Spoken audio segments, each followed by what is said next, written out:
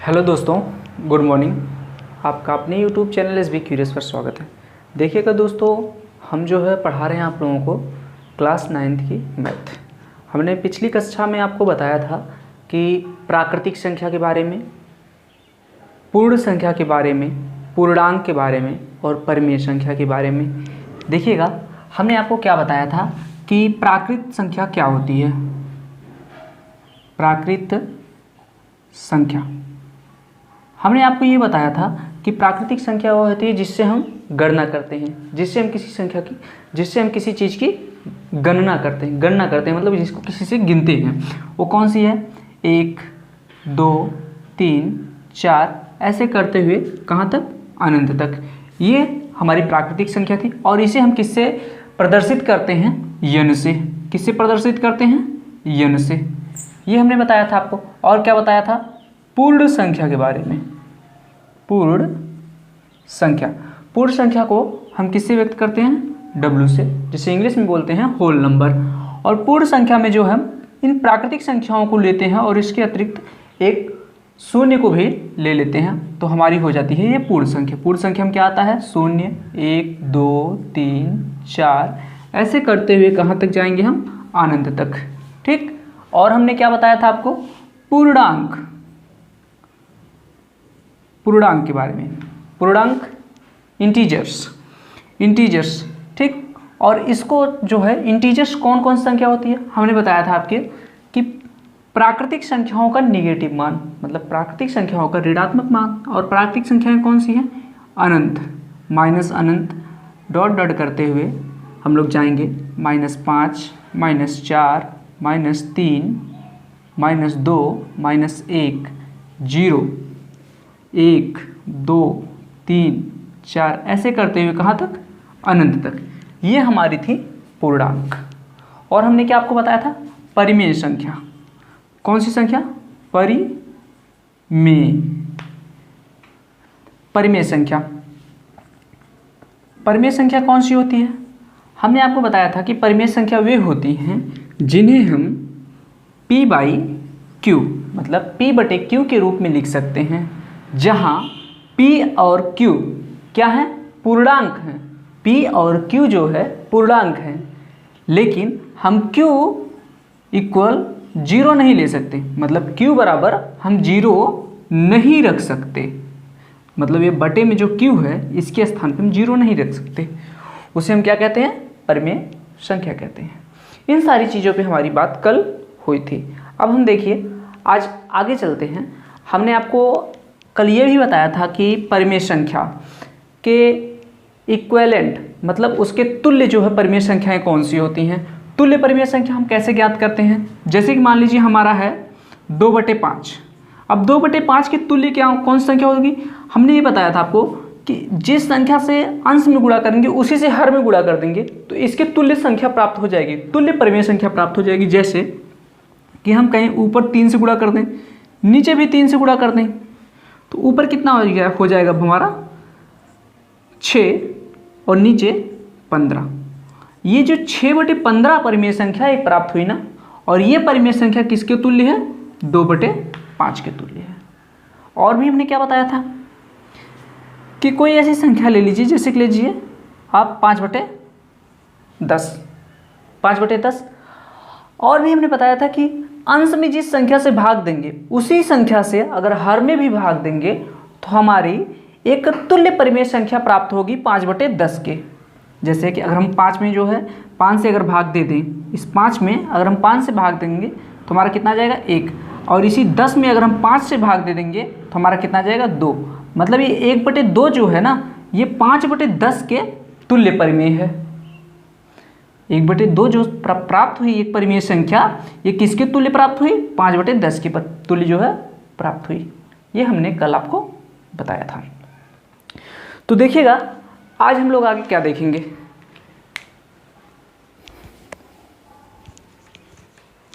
देखिए, अब आज हम लोग जो है देखने वाले हैं कुछ इसमें मेजर पॉइंट, मेजर फैक्ट्स क्या होते हैं। जैसे कि अगर आपसे पूछा जाए कि बताइए सबसे छोटी प्राकृतिक संख्या कौन सी है, सबसे छोटी प्राकृतिक संख्या कौन सी है, तो आप क्या देख रहे हैं? सबसे छोटी प्राकृतिक संख्या कौन सी है? 1। लेकिन अगर पूछ दे आपसे कि सबसे बड़ी प्राकृतिक संख्या कौन सी है, तो आपका आंसर होना चाहिए सर हम नहीं ज्ञात कर सकते। क्यों? क्योंकि ये अनंत है, और अनंत मतलब जिसका कोई अंत ही ना हो, और जिसका कोई अंत ना हो तो उसको आप कैसे पता कर सकते हैं? नहीं कर सकते। ठीक, अब जैसे अगर पूछ जाए आपसे कि पूर्ण संख्या, सबसे छोटी पूर्ण संख्या कौन सी है, सबसे छोटी पूर्ण संख्या कौन सी है, तो आप देखेंगे इसमें सबसे छोटी पूर्ण संख्या क्या है? 0 है। लेकिन अगर आपसे कह दे सबसे बड़ी पूर्ण संख्या क्या है, तो आप बताएंगे सर सबसे बड़ी पूर्ण संख्या तो इसे अनंत दिख रही है। अनंत मतलब जिसका कोई अंत ना हो, मतलब हम जिसे ज्ञात ही नहीं कर सकते। तो आंसर क्या होगा? सर इसे हम नहीं ज्ञात कर सकते सबसे बड़ी पूर्ण संख्या। लेकिन आपसे पूछ दे कि पूर्णांक, पूर्णांक के बारे में, सबसे छोटा पूर्णांक या फिर सबसे बड़ा पूर्णांक, तो हम दोनों नहीं ज्ञात कर सकते। क्यों? क्योंकि सबसे छोटा में भी माइनस अनंत तक चला जाएगा, तो अनंत जो हम ज्ञात नहीं कर सकते ना। और प्लस में देखेंगे सबसे बड़ा में, सबसे बड़ा भी अनंत है, सबसे बड़ा भी प्लस में अनंत है, तो हम उसे भी तो नहीं ज्ञात कर सकते ना। तो मतलब हम पूर्णांक इंटीजर्स जो है वो चाहे सबसे छोटा पूछ दे या सबसे बड़ा पूछ दे, हम उसे ज्ञात नहीं कर सकते। और आपसे इसमें क्या पूछता है? इसमें पूर्णांक में आ जाता है और पूछता है शून्य क्या है? शून्य एक धन पूर्णांक है कि ऋण पूर्णांक है, या फिर इनमें से कोई नहीं? तो आपका आंसर होगा सर ये जो शून्य है आपका, ये जो 0 है, ये ना तो धन पूर्णांक है और ना ही ऋण पूर्णांक है। यहाँ तक बात क्लियर हुई? देखिए अब आता है परिमेय संख्या। परिमेय संख्याओं पे और भी बहुत सारी चीज़ें बनती हैं।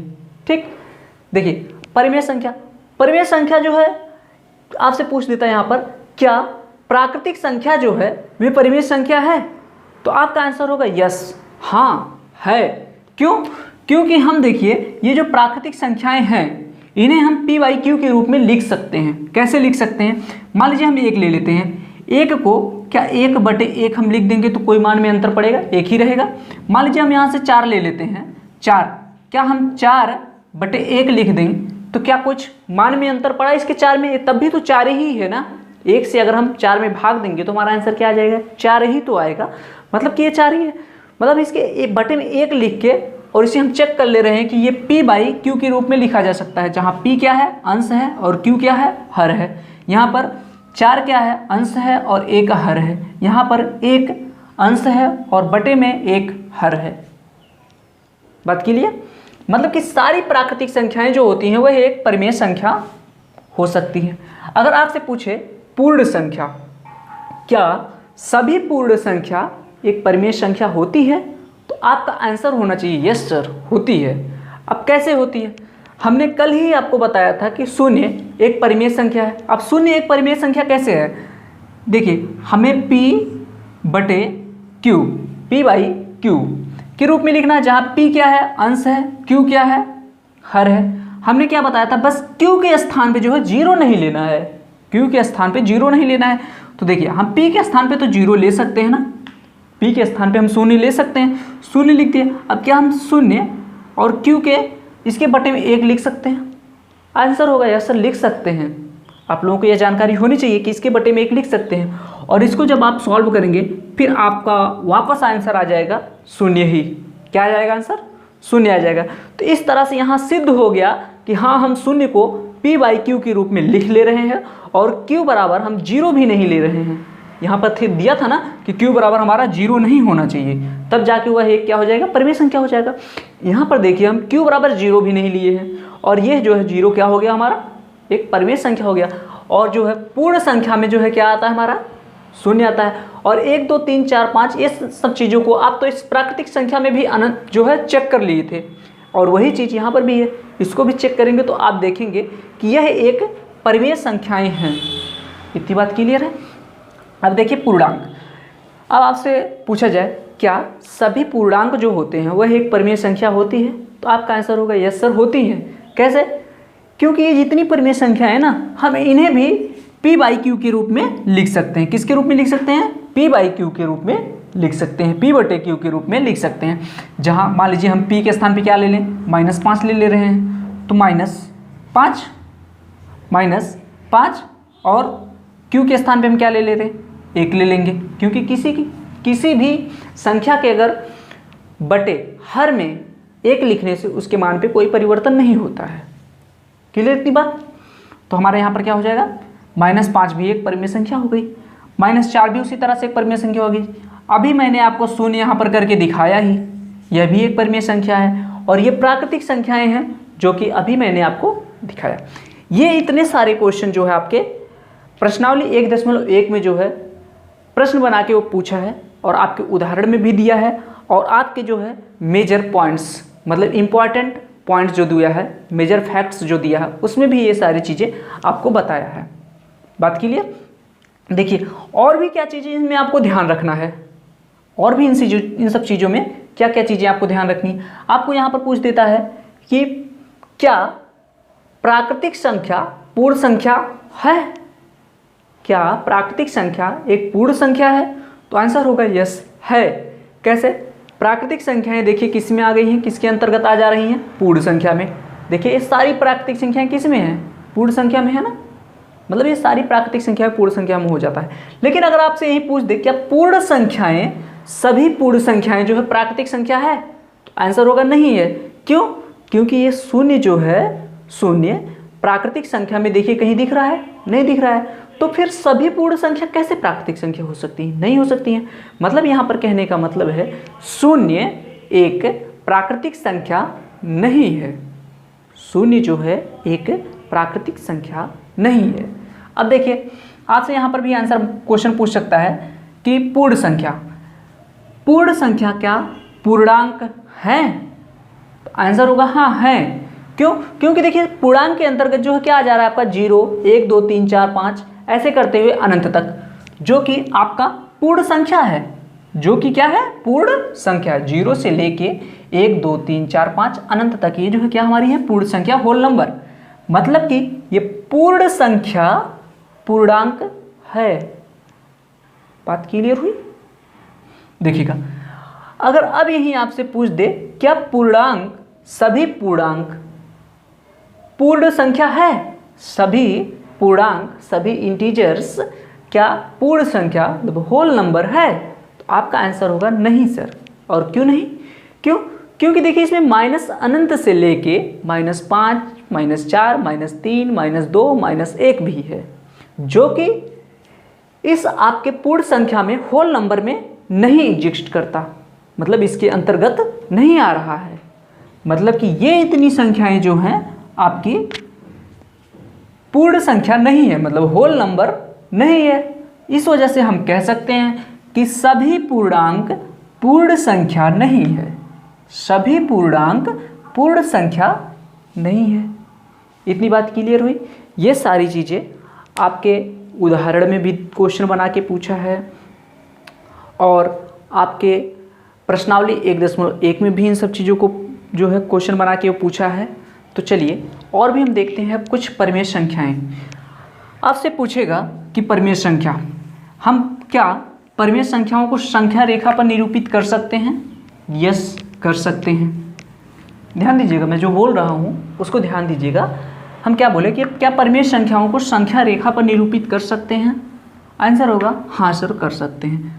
क्या हम पूर्ण संख्या को संख्या रेखा पर निरूपित कर सकते हैं? तो हाँ कर सकते हैं। क्या पूर्णांक को हम संख्या रेखा पर निरूपित कर सकते हैं? हाँ कर सकते हैं। निरूपित करने का मतलब प्रदर्शित करना। ठीक, देखिएगा पहले तो यहाँ पर बहुत सारे बच्चों को ये नहीं पता होगी कि सर संख्या रेखा आखिर होती क्या है। संख्या रेखा वो होती है जिस पे हम संख्याओं को दर्शाते हैं, जिसमें हम क्या करते हैं? संख्याओं को दर्शाते हैं। तो पहले हम यहाँ पर देखेंगे कि संख्या रेखा आखिर होती क्या है।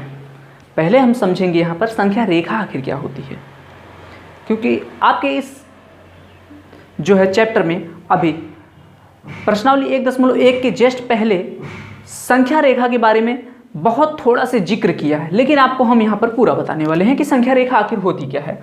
ध्यान दीजिएगा संख्या रेखा क्या होती है। आप इस तरह से रेखा खींच लीजिए, एकदम सीधी रेखा, ठीक, और इसमें बीच में एक पॉइंट लीजिए जहां आप 0 से स्टार्ट कीजिए।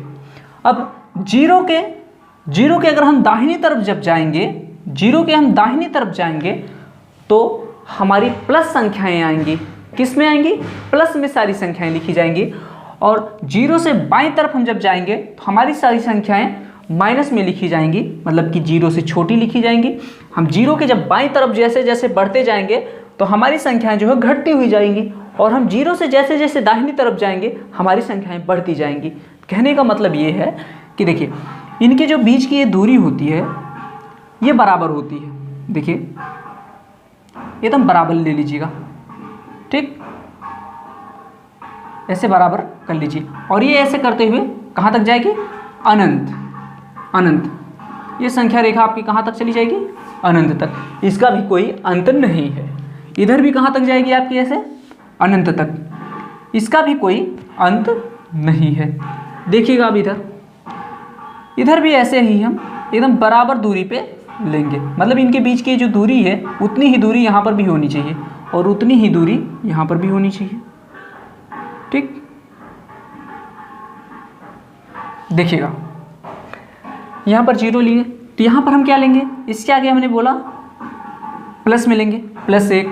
यहाँ पर क्या आ जाएगा आपका, +2। यहाँ पर क्या आ जाएगा, +3। यहाँ पर +4, +5, +6, +7। ऐसे करते हुए यहाँ पर कितना आ जाएगा, प्लस अनंत। बात क्लियर हुई। अब इधर देखिए क्या लेंगे हम, -1, -2, -3, -4, -5, -6, -7, -8। ऐसे इधर करते हुए कि कहाँ तक हम जाएंगे, अनंत, ∞। ये हमारी संख्या रेखा होती है। संख्या रेखा पर हम जो है सभी परिमेय संख्याओं को व्यक्त कर सकते हैं, सभी पूर्णांक को व्यक्त कर सकते हैं और सभी वास्तविक संख्याओं को हम संख्या रेखा पर व्यक्त कर सकते हैं। कहने का मतलब मेरा ये है, आप लोगों को अभी वास्तविक संख्याएं क्या होती हैं, परिमेय संख्या तो मैंने आपको बता दिया, अभी आप परिमेय नहीं बता पाया। इस वजह से इस पे अभी हम आपको पूर्णांक को ही सिर्फ दर्शा के दिखा रहे हैं। क्यों? क्योंकि आपको मैंने पूर्णांक जो है संख्याएं बता दी हैं और इस पे सारी की सारी कौन सी संख्याएं दर्शाई गई हैं, पूर्णांक संख्याएं दर्शाई गई हैं। आप देखेंगे ये सारी संख्याएं अगर देखी जाए तो ये क्या है, पूर्णांक है। लेकिन अगर 0 से यहाँ तक देखा जाए तो ये कौन सी संख्या हो जाएंगी, हमारी पूर्ण संख्या हो जाएंगी, होल नंबर हो जाएंगी। लेकिन अगर हम +1 से लेके देखें इधर अनंत तक तो हमारी कौन सी संख्या हो जाएंगी, प्राकृत संख्या हो जाएंगी, नेचुरल नंबर हो जाएंगी। कहने का मतलब ये है कि इस संख्या रेखा पर हम प्राकृतिक संख्या हो या फिर होल नंबर, पूर्ण संख्या हो या फिर पूर्णांक हो, मतलब इंटीजर्स हो, या फिर परिमेय संख्या हो। परिमेय संख्या को हम क्या कहते हैं, मतलब P/Q, P/Q के रूप में जिसे लिख सकते हैं उसे परिमेय संख्या कहते हैं। और Q = 0 नहीं होना चाहिए, मतलब Q = 0 नहीं लिखना है बस, और बाकी क्या हो जाएगी, ये परिमेय संख्या हो जाएगी। कहने का मतलब जैसे कि अगर हमें लिखना है 1/2 तो क्या हम 1/2 को इस संख्या पे कहीं लिख सकते हैं, तो आंसर होगा यस सर, लिख सकते हैं। 1/2 का मतलब क्या है, 1/2 का मतलब यही होता है ना 0.5। अब 0.5 दूरी इस स्थान पे कहाँ आएगी, ऐसी ही जगह आएगी जो कि 0 और 1 के बीच में हो। क्यों? क्योंकि ये देखिए 0.5 जो होता है वह 0.5, ये 1 और 0 के बीच में ही आती है ये संख्या ना, मतलब 1 से छोटी होती है, 0 से बड़ी, इसी के बीच में कहीं है। और कहीं ना तो कहीं हम देखेंगे कि ये 1 और 0 के एकदम मध्य वाली कोई संख्या है, तो मतलब ये कहीं पर कहाँ आ जाएगी, यहीं पर आ जाएगी। और ऐसे ही आपको हम ये सारी संख्याएं जो है निकालना बताएंगे, ठीक। जब हम प्रश्नावली 1.1 के सारे क्वेश्चन कर लेंगे, उसके आगे जब बढ़ेंगे वहाँ पर हम आपको बहुत बेहतरीन तरीके से सारी संख्याओं को बताएंगे, कैसे यहाँ पर किसी भी संख्या को आप इस पे जो है इस संख्या रेखा पर निरूपित कर सकते हैं। जैसे कि अगर आप परिमेय संख्याओं की मैं बात करूं, जैसे कि आप परिमेय संख्याएं होती कौन सी है, जैसे √2 हो गया, √3 हो गया, √ मतलब करड़ी, ठीक, करड़ी में 3 हो गया, करड़ी में 5 हो गया। ये सारी संख्याओं को भी हम इस संख्या रेखा पर निरूपित कर सकते हैं। निरूपित करने का मतलब इस पे दर्शा सकते हैं।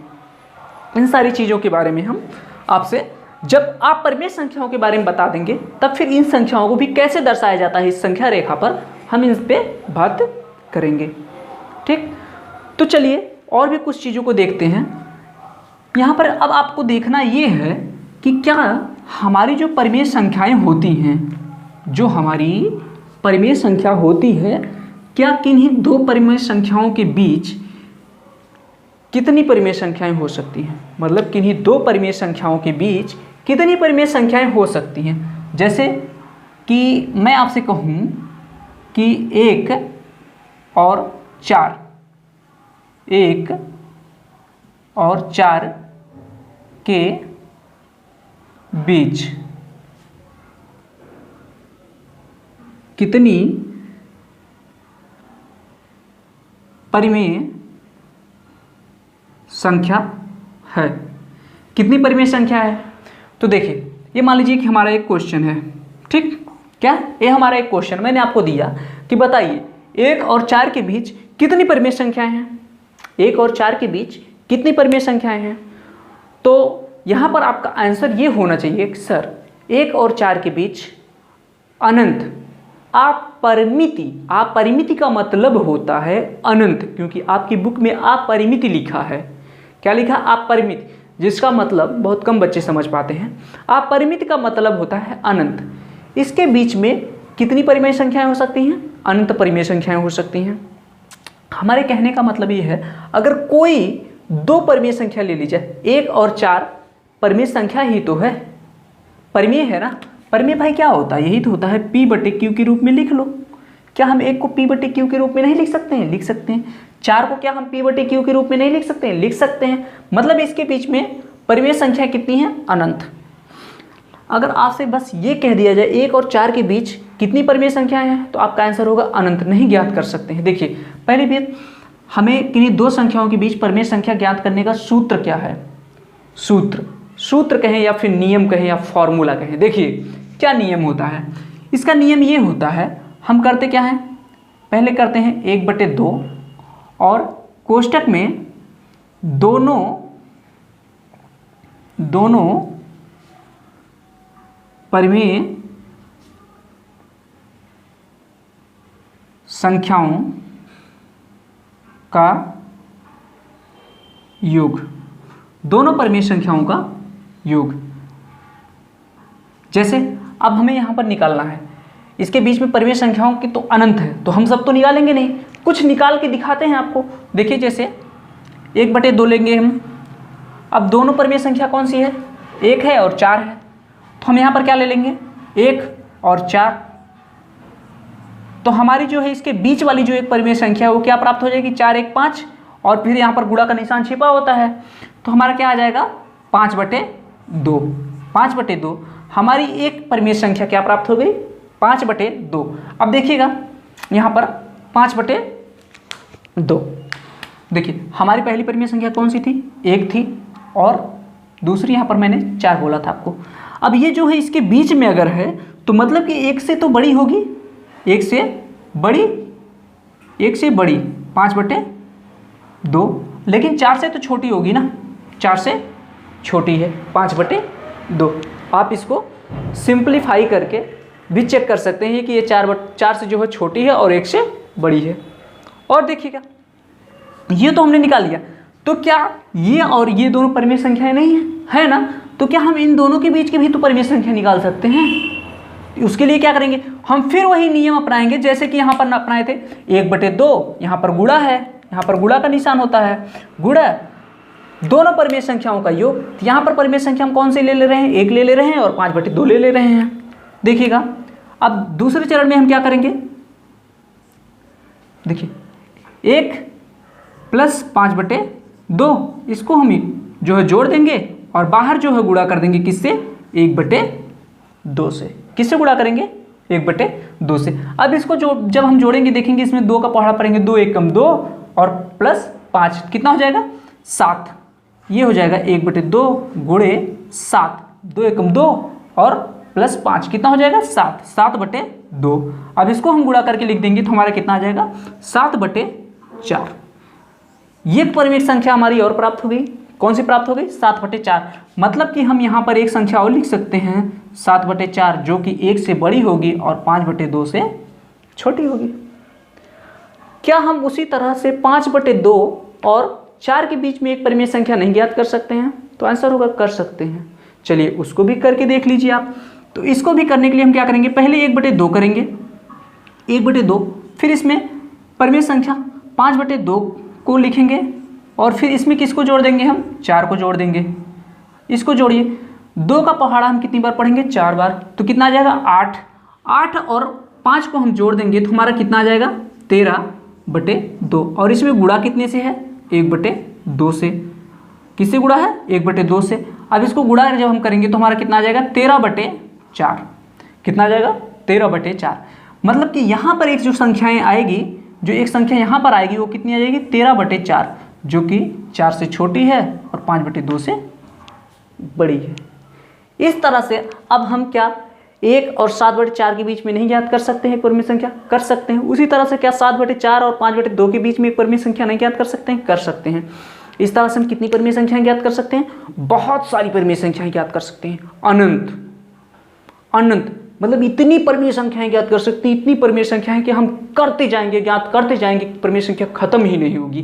क्या हो जाएगी, अनंत हो जाएगी, अपरिमिति हो जाएगी। बात समझ में आ रही है। तो इस वजह से आपको जब भी इसमें क्वेश्चन पूछेगा तो ये कह के पूछता है कि 2 परिमेय संख्याएं देता है, आपको 2 परिमेय संख्याएं देके पूछता है कि इसके बीच की 1 परिमेय संख्या ज्ञात करो, इसके बीच की 4 परिमेय संख्या ज्ञात करो, इन दोनों परिमेय संख्याओं के बीच की 6 परिमेय संख्या ज्ञात करो। इस तरह से आप क्वेश्चन में एक निश्चित संख्याओं में परिमेय संख्या पूछता है, ना कि सारी पूछ देता है, क्योंकि वो अनंत होती है, आप निकाल ही नहीं पाएंगे। या फिर आपको बहुविकल्पी ऑब्जेक्टिव के रूप में क्वेश्चन में पूछ सकता है, क्या 2 परिमेय संख्याओं के बीच में पूछ सकता है 2 परिमेय संख्याओं के बीच में कितनी परिमेय संख्याएं होती हैं, और आपको ऑप्शन दे देगा 0, 1, अनंत। ज्ञात नहीं कर सकते, क्या ज्ञात नहीं कर सकते, अनंत होती हैं। ठीक, पता नहीं, कुछ भी वो विकल्प बनाना है, कुछ भी बना सकता है जिसमें एक होगा कि अनंत होती हैं। बात क्लियर हुई। तो चलिए हम आगे देखते हैं कि ये जो आपकी परिमेय संख्याएं हैं, परिमेय संख्याओं को जब हम दशमलव में चेंज करते हैं, परिमेय संख्याओं को जब हम दशमलव में चेंज करते हैं तो दशमलव में 2 प्रकार से दशमलव बनता है, दशमलव भिन्न बनती है। क्या क्या बनता है, एक होता है शांत दशमलव, एक होता है शांत दशमलव, एक होता है अशांत आवर्ती दशमलव में चेंज हो जाता है। देखिएगा मेरे कहने का मतलब क्या है। यहाँ पर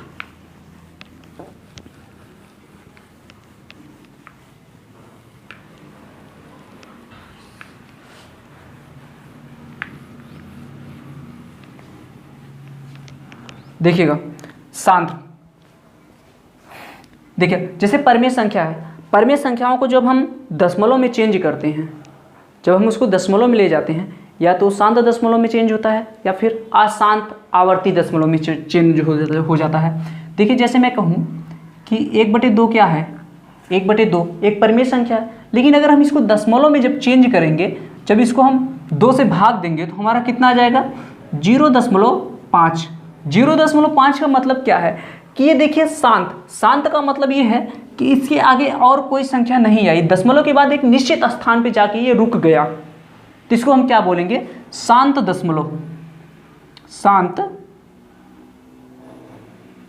दशमलव, ठीक, क्या बोलेंगे, शांत दशमलव। लेकिन अगर यहीं पर जैसे कि आपको दे देता 1/3, 1/3, 1/3 क्या है, परिमेय संख्या है, 1/3 परिमेय संख्या है। अब अगर हम एक में जो है 3 से भाग देंगे, एक में अगर हम 3 से भाग देंगे तो हम कैसे 3 से जो है भाग देते हैं, एक में ध्यान दीजिएगा ऐसे ही देते हैं ना, 3 से भाग देंगे तो नहीं जाएगा, 0 वाले ले जाएंगे, तो यहाँ पर दशमलव लगाएंगे और दशमलव लगाएंगे और यहाँ पर जो है दशमलव लगाएंगे और 0 पर जब ले गए रहेंगे तो यहाँ पर 0 आ जाएगा। फिर यहाँ पर इसको हम जो घटा के उतार लेंगे और फिर यहाँ पर हम 0 बढ़ा देंगे।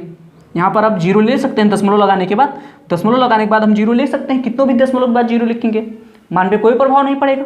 अब 0 लेंगे तो अब देखेंगे हमारा कितना बार जाएगा, 3 बार, 3 त्रिके 9, और फिर इसको हम जब यहाँ से माइनस करेंगे तो हमारा कितना आ जाएगा 1। अब फिर हम 0 लेंगे, फिर इसमें हम 3 बार ले जाएंगे, कितनी बार ले जाएंगे 3, 3 त्रिके 9, फिर 1 बार जाएगा, फिर हम एक 0 और बढ़ा लेंगे, फिर देखेंगे हम कितनी बार ले जाएंगे 3 बार, फिर 3 त्रिके 9, ऐसे हम करते जाएंगे और यहाँ पर ये 3 3 3 3 ऐसे आता जाएगा कहाँ तक, अनंत तक। मतलब ये इसकी आवृत्ति अशांत है, मतलब जैसे ये देखिए एक ही स्थान पे आके शांत हो गया, बस मैं इससे आगे नहीं जाता, बस वो नहीं जाएगा। लेकिन ये क्या है, 1/3 नहीं, ये 3 3 3 3 3 करते हुए चलता चला जाएगा, चलता चले जाएगा। कब तक निकालेंगे, नहीं निकालेंगे। तो फिर इसको हम क्या लिख सकते हैं, 0.333 ऐसे करते हुए अनंत तक जाएगा। तो इसको लिखने का एक तरीका होता है, इसको हम लिख सकते हैं 0.3, इसके ऊपर ये एक चिन्ह बनाया जाता है जिसे हम बोलते हैं बार। क्या बोलते हैं, बार। और इस परिमेय संख्या को क्या कहा जाता है, अशांत आवर्ती दशमलव भिन्न। इसको ही हम बोलते हैं अशांत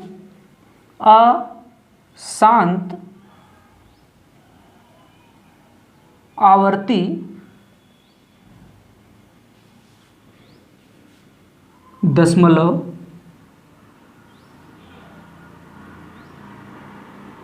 भिन्न, या फिर अशांत आवर्ती दशमलव, अशांत आवर्ती दशमलव बोलिए, या फिर अशांत आवर्ती दशमलव भिन्न। इसको हम बोलते हैं शांत दशमलव। ठीक, ये होता है परिमेय संख्या। परिमेय संख्याओं को कितने रूप में हम चेंज कर सकते हैं, एक शांत दशमलव में, एक अशांत आवर्ती दशमलव में बदला जा सकता है। ठीक, ये कितनी प्रकार की होती हैं, 2 प्रकार की होती हैं। परिमेय संख्या कितनी प्रकार की, 2 प्रकार की, शांत दशमलव, अशांत आवर्ती दशमलव। चलिए हम इसके आगे कल जो है आपके कुछ उदाहरण जो बचे हैं उसको भी करवाएंगे, और कल ही हम देखेंगे, कोशिश करेंगे कि हमारी प्रश्नावली 1.1 जो है उसको भी हम समाप्त कर दें। उसके आगे फिर हम नेक्स्ट बढ़ेंगे प्रश्नावली 1.2 के लिए जो सारे उदाहरण दिए गए हैं और नियम दिए गए हैं उनके बारे में हम समझाएंगे, विस्तार से इसी तरह ले जाएंगे। कोई जल्दी नहीं है यहाँ पर, कोशिश आप लोगों की बस ये होनी चाहिए कि हम जो पढ़ रहे हैं वो समझ में आया कि नहीं आया, ये नहीं कि जल्दी ख़त्म हुआ कि नहीं ख़त्म हुआ, अभी सर बहुत स्लो चल रहे हैं, ऐसा कुछ नहीं। यहाँ पर आपको आराम से एक एक चीज़ सीखने की ज़रूरत है। बात समझ में आ रही, हम जो भी एक एक शब्द जो भी कुछ बोल रहे हैं उस पर आप लोग ध्यान दीजिएगा। एक एक शब्द आप लोगों के लिए बहुत ही इम्पॉर्टेंट है। यहाँ पर मस्ती नहीं चल रही है, पढ़ाई चल रही है। सीरियस बच्चे अच्छे से पढ़ाई कीजिएगा। ठीक, ये बहुत ज़रूरी है आप लोगों के लिए, बहुत ही गोल्डन टाइम ये होता है जो कि हम लोग इसी टाइम में नहीं ध्यान दे पाते, और इस टाइम में गार्जियन लोगों की बहुत ज़्यादा आवश्यकता होती है कि वो लोग आप पे ध्यान दें, आप पे जोर बनाएं, आप लोग पढ़ें, क्योंकि आप लोगों की जो उम्र होती है इसमें बच्चे जो है अपने भविष्य के बारे में कम सोचते हैं। ठीक, मैं आप लोगों से निवेदन करूंगा कि आप लोग अच्छे से पढ़ाई करिएगा। चलिए फिर आगे हम कल मिलते हैं। जय हिंद।